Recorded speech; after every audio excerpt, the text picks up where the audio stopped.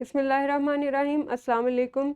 यकीनन आप खैरियत से होंगे और मेहनत करके पढ़ाई कर रहे होंगे। बच्चों, रोज़ का काम हर रोज़ मुकम्मल किया करें, इससे आपको इम्तिहानात में बहुत फ़ायदा होगा। मैं हूँ आपकी मुअल्लिमा मिस आयशा नवाज़ और हम पढ़े हैं उर्दू जमात सौम। आज हम सबक नंबर 22 का आगाज़ करेंगे, जिसका उन्वान है बिल्लों का बस्ता।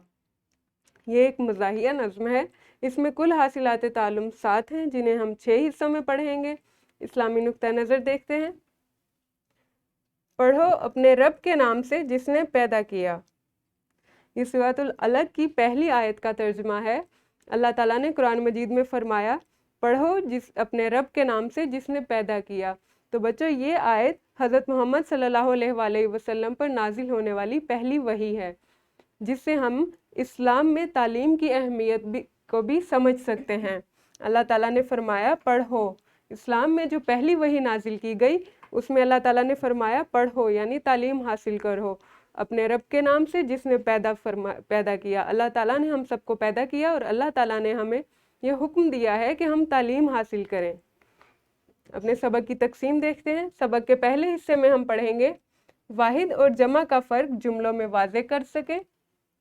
सबक के दूसरे हिस्से में पढ़ेंगे मायने के लिहाज से मुतज़ाद अल्फाज को समझकर इस्तेमाल कर सकें।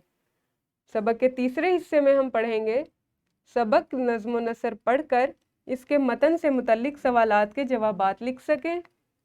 सबक के चौथे हिस्से में हम पढ़ेंगे हरकत की अलामत, ज़बर, ज़ेर, पेश, तनवीन, मद, शद वगैरह के दरमियान फ़र्क कर सकें। सबक के पाँचवें हिस्से में हम पढ़ेंगे हम आवाज़ अल्फाज बता सकें। नज़्म नसर को तलफ़ुज़, आहंग, लय और रवानी के साथ पढ़ सकें। सबक के छठे हिस्से में हम पढ़ेंगे तस्वीर देखकर इनसे मुतल्लिक सवालात के जवाबात दे सकें। बच्चों, ये हमारे सबक की तकसीम होगी। कल से सबक का बाकायदा आगाज़ करेंगे। ये एक मज़ाहिया नज़्म है जिसे पढ़कर आप बहुत लुत्फ़ अंदोज़ होंगे। कल तक के लिए अल्लाह हाफ़िज़। शुक्रिया।